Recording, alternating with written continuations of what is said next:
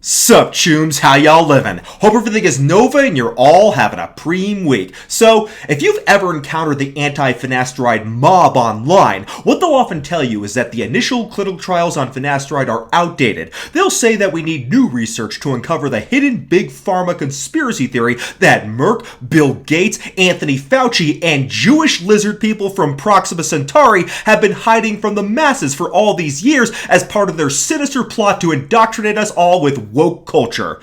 When you look past this smokescreen, though, what you'll often find out is that there actually has been a lot of subsequent research that has been done on finasteride and dutasteride, and in fact, there is a lot of ongoing research on these drugs even today as we speak. Both finasteride and dutasteride have been off patent for many years now, so this follow-up research has been conducted independently in academic centers and is no longer funded by pharmaceutical companies at all. Not only has this research confirmed both the safety and efficacy profile of these drugs, but we've also come to discover that both finasteride and dutasteride have a long list of other tremendous health benefits outside of just stopping hair loss or stopping prostate enlargement.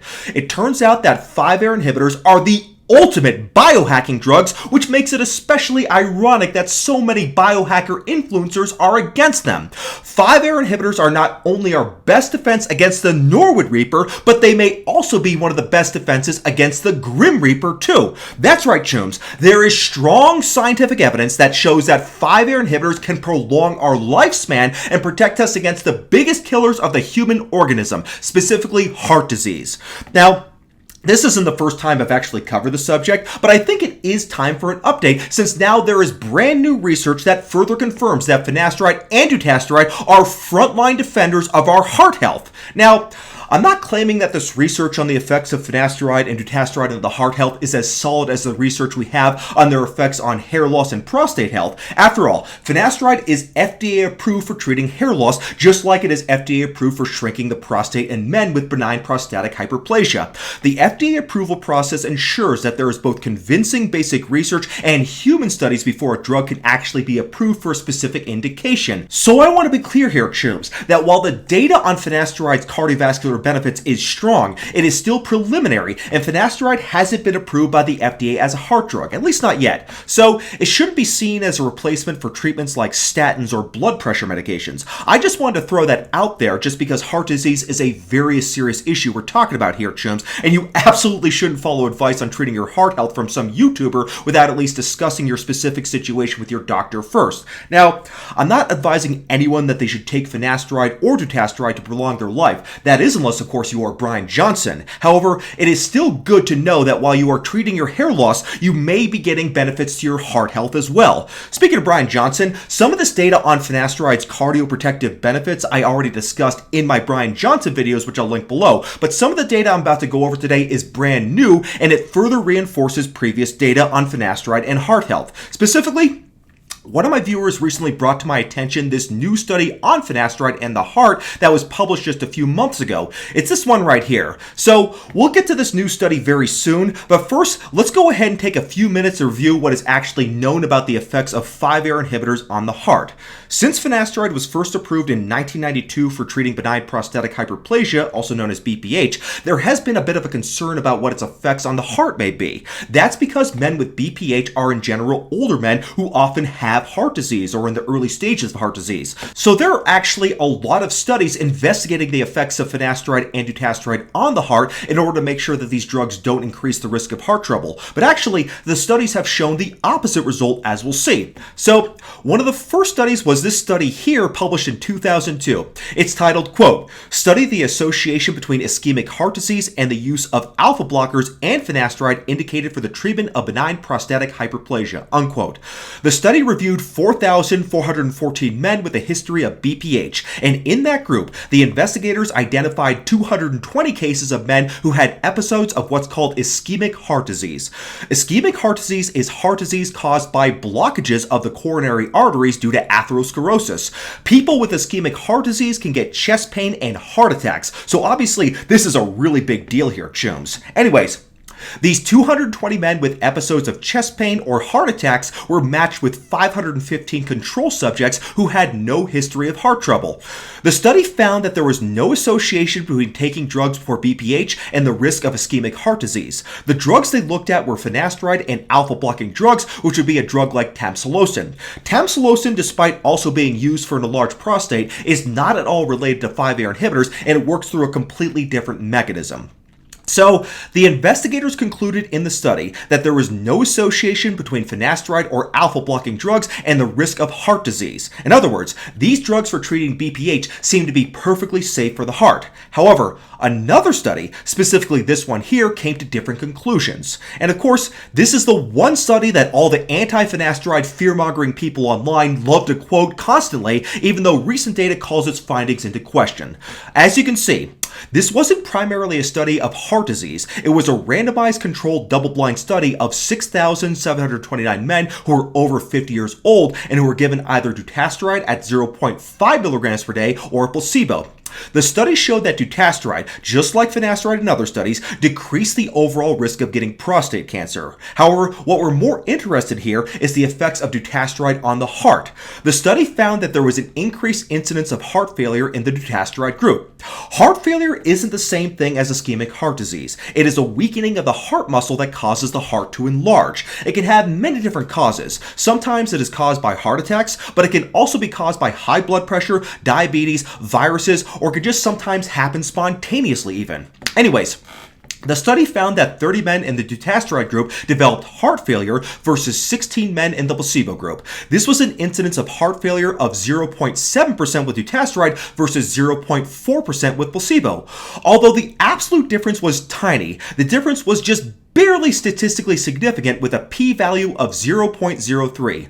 Normally, a p-value less than 0.05 is considered a statistically significant result in a study. The study found no increased risk of ischemic heart disease with dutasteride, nor did it find an increased risk of death from heart disease with dutasteride. But this study raised the question as to whether dutasteride could have a negative impact on the function of the heart. However, there were other studies that had already been done on dutasteride, and those studies had not shown any increased cardiovascular risk. So, in order to put this data into perspective, this study was published in 2013, 3 years after the prostate cancer study had been published. The study was a meta-analysis of all the previous studies looking at dutasteride's effects on the heart, and its specific goal was to determine if the increased heart failure found in the prostate cancer study we just went over was something we should be worried about, or if the result was just a statistical fluke that just happened by chance. So, this was a huge meta-analysis that included 12 randomized controlled studies of dutasteride with a grand total of 18,802 subjects. The study found no association between dutasteride use and heart failure. It also found no association between dutasteride use and the risk of ischemic heart disease. Specifically, it found no association with myocardial infarction, which means having a heart attack. It turns out that even in the prostate cancer study, when the data was reanalyzed by the FDA, it was found that some of the subjects had actually been misclassified as having heart failure when they really didn't. And after this reanalysis, the difference between the two groups was no longer considered to be statistically significant. So, the meta-analysis concluded that, quote, based on the results of this meta-analysis, there is no confirmatory evidence at present to suggest that dutasteride confers an increased cardiovascular risk compared with controls, unquote. So, despite this large meta-analysis, DHT simps still quote the prostate cancer study as being proof that dutasteride causes heart problems. And if dutasteride causes heart problems, then that must mean finasteride does too, right? But as we'll soon see, the more we learn about 5-AR inhibitors, the more it looks like that they aren't just neutral with respect to the heart. On the contrary, the evidence shows that they are beneficial for the heart. There is mounting scientific evidence that they lower the risk of heart disease, and that's why more and more researchers are starting to look into the use of 5-AR inhibitors in preventing heart disease. The rationale behind using 5-AR inhibitors to prevent heart disease and prolong life is the fact that in the long run, androgens, and especially the trash hormone DHT, are bad for your longevity.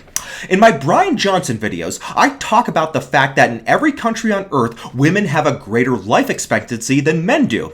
One of the theories why men have shorter lives than women do is that androgens actually decrease our lifespans. Now, of course we can't actually eliminate testosterone without changing from men into trans women, but we do have the capacity to safely diminish the amount of DHT in our bodies. If lowering DHT had a beneficial effect on heart disease, that would make a big difference in mortality rates in men, especially since heart disease is the #1 cause of death on the planet by far. Since DHT is a trash hormone that doesn't have benefits in adulthood, that means we can suppress the detrimental effects of androgens without lowering our testosterone levels and save our hair and prostates at the same time. So it is a win-win situation for us here, chums. So, like I said, some of the data is theoretical and some of it is based on rodent studies, but the data is nevertheless very promising, I have to admit. For example, in this study right here, rats were given heart attacks by temporarily tying off one of their coronary arteries. In the study, the amount of injury to the heart was measured after giving testosterone or DHT. The investigators also tested the combination of testosterone with an aromatase inhibitor and with finasteride. What was found was that when testosterone was given during the heart attack after 3 days of pre-treatment with an aromatase inhibitor, the amount of heart injury increased. However, when testosterone was given after pre-treatment with finasteride, the amount of injury decreased markedly. You can see that in this figure right here. The first column is testosterone alone. The second is testosterone plus the aromatase inhibitor, which is 4-hydroxyandrostenedione, that is abbreviated 4-HAONE. The third column is testosterone plus finasteride. So, even though testosterone alone did not affect the amount of heart muscle damage, DHT alone did increase the amount of damage, and finasteride decreased the damage, as you can see in this figure here. So, the authors concluded that, quote, "Our results strongly suggested that dihydrotestosterone, or a mechanism related to its enzymatic synthesis, was responsible for the deleterious effect, increased myocardial damage from testosterone supplementation," unquote. They also concluded that, quote, "DHT administration clearly induced a significant larger damage induced by ischemia and reperfusion. Furthermore, when the 5A reductase was inhibited, the myocardial protective effects of testosterone became unmasked," unquote. So far, so good, but I know what some of you guys are thinking right now. But Kevin, you always criticize anti-finasteride people for using rodent studies, so why are you using them now? You're such a hypocrite, bro. Well, let me try to clarify my position on this one, chums. I don't think that rodent studies are 100% completely useless. The problem, though, is that anti-finasteride people like to dishonestly portray them as being strong evidence to support their claims about finasteride's alleged dangers when they're not, and they never disclose the limitation of these studies. Furthermore, anti-finasteride people will often use rodent studies to make strong claims about finasteride's neurological side effects, which is extremely misleading since we already know that rodent brains, they metabolize finasteride differently from human brains. Specifically, finasteride is a strong blocker of the type 1 5-AR isoenzyme in rodents, which is the isoenzyme present in the brain and which specifically is involved in the neurosteroid allopregnanolone in the brain. However, in humans, finasteride is an extremely weak type 1 5-AR isoenzyme blocker. So this is an interspecies difference that is critical, and it renders studies on the effects of finasteride on rodent behavior completely inapplicable to human behavior. So rodent studies already have limitations as it is, but when it comes to subjects like neurosteroids and finasteride, rodent studies are completely fucking useless. And the fact that post-finasteride syndrome conspiracy theorists treat these rodent studies as being strong evidence is very misleading to say the least. When it comes to cardiovascular disease, though, rodent studies are much more applicable to humans, because in these studies, we aren't looking at neurosteroids, we're looking at the effects of DHT itself, which we know both finasteride and dutasteride reduce in both humans and rodents. So like I said, this study showed a deleterious effect of specifically DHT on heart muscle damage that was reversed by the use of finasteride. Unlike many mouse studies, the investigators didn't use a super high dose of finasteride like what happens in most finasteride rodent studies. They only used a finasteride dose of about 0.1 milligrams per kilogram a day for 3 days. That would be a weight-based dose of 7 milligrams per day in an average 70 kilogram man, which is about the same as the dose used in men to treat an enlarged prostate, specifically 5 milligrams per day. This is really a pretty low dose, but still, the effect on decreasing the size of the heart damage was very impressive. Not only that, the same group of investigators did a similar study looking at whether giving finasteride or an aromatase inhibitor after after a heart attack reduce heart muscle damage. It's this article here. In the article, castrated rats had a heart attack induced by tying off one of their coronary arteries like what was done in the prior study. This time, the rats were given testosterone plus either an aromatase inhibitor or finasteride for 30 days. After that, the amount of heart muscle damage was assessed. This time, the investigators used an even lower dose of finasteride. They used just 1.8 micrograms per kilogram given as a subcutaneous injection once every 3 days. That works out to be an equivalent of just 0.13 milligrams every 3 days in a man weighing 70 kilograms. Despite this very, very low dose, the study had the same results. As you can see, adding finasteride reduced the amount of heart muscle damage, while adding the aromatase inhibitor 4-OHA increased the damage. The authors also looked at inflammatory markers and the amount of inflammatory cells in the heart attack zone, and again, they found a beneficial effect of finasteride. The authors concluded that, quote, "These observations suggest that DHT is responsible for the detrimental effects on cardiac function and morphology induced by testosterone," unquote. So these were studies on ischemic heart disease, but there's also research on heart failure and hypertrophy of the heart where finasteride was found to be beneficial as well. An example is this study here. The study looked at mice with thickened heart muscle that was induced by constricting their aortas by a surgical procedure, but the study also looked at human hearts with cardiac hypertrophy. The investigators found increased levels of the type 1, type 2, and type 3 5-AR isoenzymes in the hearts with hypertrophy compared to normal hearts. They also found that DHT was increased in the heart muscle of the hearts with hypertrophy, and that finasteride decreased these DHT levels, which is what you'd expect, of course. But most importantly, finasteride inhibited the development of cardiac hypertrophy in the mice who had their aorta surgically constricted. So, once again, the authors of this study concluded that it was DHT causing these heart problems. They wrote, quote, "These results imply an important role of myocardial androgens, more specifically DHT, for the induction of adverse myocardial remodeling. This is supported by the data from human weightlifters with anabolic androgenic steroid use who were shown to develop cardiac hypertrophy and systolic and diastolic dysfunction," unquote. The investigators felt that finasteride was so beneficial in preventing cardiac hypertrophy and heart failure that it should be considered as a clinical treatment. They said, quote, "Because finasteride was so effective in reducing cardiac hypertrophy and failure in mice, and because of its clinical availability, we suggest that it should be evaluated as a treatment option in heart failure," unquote. So actually, there are a number of rodent studies by different investigators confirming these findings, and I'll link them below. But what about human studies? Well, we have this article from Good Korea right here titled, quote, "Cardiovascular safety and possible benefit of 5-alpha reductase inhibitor among benign prostatic hyperplasia patients, a nationally representative cohort of Korean men," unquote. The study was based on a patient database used in Good Korea called the Korean National Health Insurance Service Health Screening Cohort. Since everyone has health insurance automatically in Good Korea and has free health exams every other year, this is a very complete database. So from this database, 209,792 men were studied, including 41,297 with a diagnosis of BPH. So the main finding of the study was that use of any 5-AR inhibitor, whether it was finasteride or dutasteride, did not increase the risk of cardiovascular disease, specifically heart attacks or stroke. However, in the group of BPH patients who were on a 5-AR inhibitor for the longest period of time and who had the greatest cumulative dose of the drug, there was a significant reduction in the risk of cardiovascular disease. So that's not the end of the human data on finasteride in the heart. We also have this study here titled, quote, "Anti-androgenic therapy with finasteride in patients with chronic heart failure, a retrospective propensity score-based analysis," unquote. This study was a retrospective review of 1,041 cases of men with heart failure who were on either finasteride or an alpha blocker drug like tamsulosin. The subjects were matched to similar patients not on these drugs. The bottom line of this study was that on echocardiogram measurements, the thickness of the heart muscle was reduced in the patients on finasteride versus those who were not on the drug. Of course, this is just a correlation, and it doesn't exactly prove that finasteride caused this difference, but it does still nevertheless fit in with the other research that shows that finasteride does decrease cardiac hypertrophy. Now, this background information would not be complete without at least mentioning another study that the the anti-finasteride crowd likes to pull out of their hats. It's this study right here.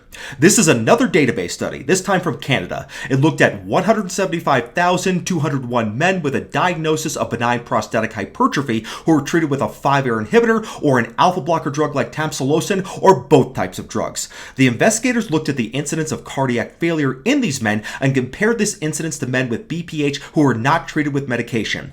The study found that any drug treatment increased the risk of getting heart failure compared to men not on any drug for BPH. However, the increased risk was lowest if you were taking a 5-AR inhibitor alone, and it was highest if you were taking an alpha blocker alone. You can see all this from this table right here. If you added a 5-AR inhibitor to an alpha blocker, it actually lowered the risk of getting heart failure compared to if you were just taking an alpha blocker alone. So the slight difference in risk between the group of men taking 5-AR blockers alone and the men on no medication could be ascribed to the men on no medication just being a healthier group of men in general. However, the fact that adding a 5-AR inhibitor to an alpha blocker actually lowered the risk of developing heart failure, that in my opinion is the real important takeaway from this study.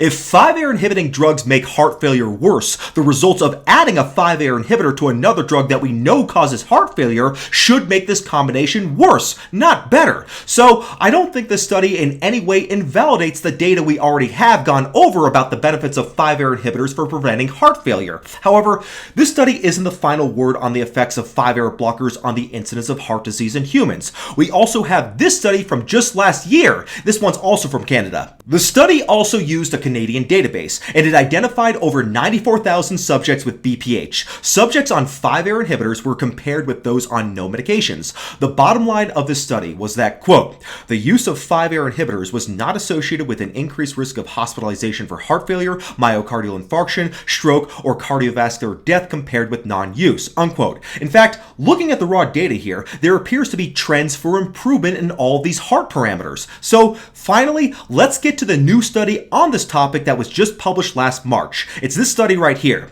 Like I already mentioned, this is a mouse study and a human study. The mice used in the study were mice that have been genetically engineered to knock out their receptors for LDL cholesterol. This type of mouse is widely used to study atherosclerosis because these mice develop atherosclerosis even when given a normal mouse diet, and they develop severe atherosclerosis when they're fed on a typical Western diet. So these mice were fed a Western diet for 12 weeks. At the same time, some of these mice were given finasteride, and the doses used here were not small at all, chooms. The doses of finasteride used in the mice range from 10 milligrams per kilogram of diet per day up to 1,000 milligrams per kilogram of diet per day. That's kind of a weird way to calculate a dose, but it worked out to each mouse getting about 2.5 milligrams of finasteride per day. Since the average mouse weighs about 25 grams, that's a weight-based dose of about 100 milligrams per kilogram per day. That's still a much higher than human dose though. Anyways, after 12 weeks, the poor mice were sadly sacrificed in the name of science, and their blood vessels were examined for atherosclerosis. Also, a lot of other blood tests were done on these mice. So, what were the results of all these tests? Well, first of all, finasteride did lower total cholesterol levels, though only at the super high dose of 1,000 milligrams per kilogram. There was no effect on the so-called HDL good cholesterol, though the high dose also did lower serum triglyceride levels. Finasteride at the highest dose also decreased the size of the atherosclerotic lesions in the blood vessels. It also reduced inflammatory cells in the lesions. Finally, it also reduced total fat levels in the liver. So, along with this mouse study, the authors did a human study where they examined men enrolled in what's called the NHANES database, which is a healthcare database that is located and used in the United States. The investigators ended up with 4,791 men in this part of the study. From these subjects, there were 4,636 subjects who were at least 50 years old and who had not taken finasteride versus 155 subjects who had taken finasteride. As you can see, the total cholesterol levels in men taking finasteride were consistently lower than men who weren't taking finasteride. So LDL, which is considered the bad cholesterol, was also lower in men taking finasteride. HDL, which is considered the so-called good cholesterol, was not at all affected by finasteride. So what do we make of this study? Well, the authors note that given the high dose of finasteride used in the mouse study, it might be necessary to give a high dose of finasteride in humans in order to get the same effects on lipid levels in atherosclerosis. So the researchers hypothesized that 5 milligrams of finasteride per day might be enough in humans to affect lipid levels, but that probably 1 milligram per day might not be enough. I think that the dose used in the mouse study is so much higher than any human dose that it is difficult to extrapolate the mouse data to human data, but maybe there are some species differences, and it may take a lot less finasteride to have a beneficial effect on blood lipids than it does in rodents. We already saw data where even doses of finasteride used in rodents were a lot less than those in humans, and it still had beneficial heart effects. Of course, the study didn't show that these subjects with lower LDL cholesterol levels had a lower risk of heart attacks, but we do know from many studies that the amount of coronary artery blockage directly correlates with LDL levels.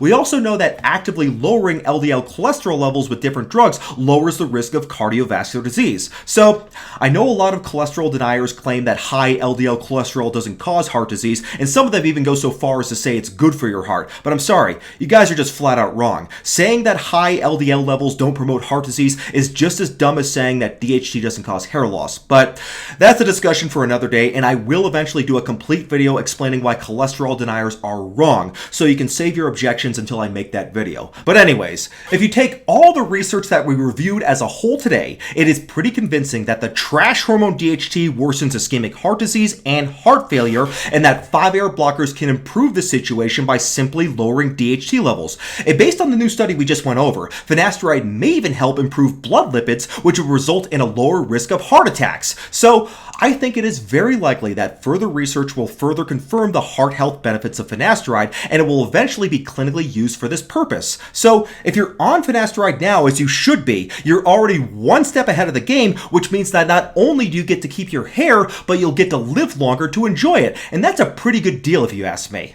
Alright, chums, for those who are watching and who are part of the Dutasteride master race, fear not, my next video will be for you. So, thank you all for watching, hair loss witchers. I'll see you all next time. God bless.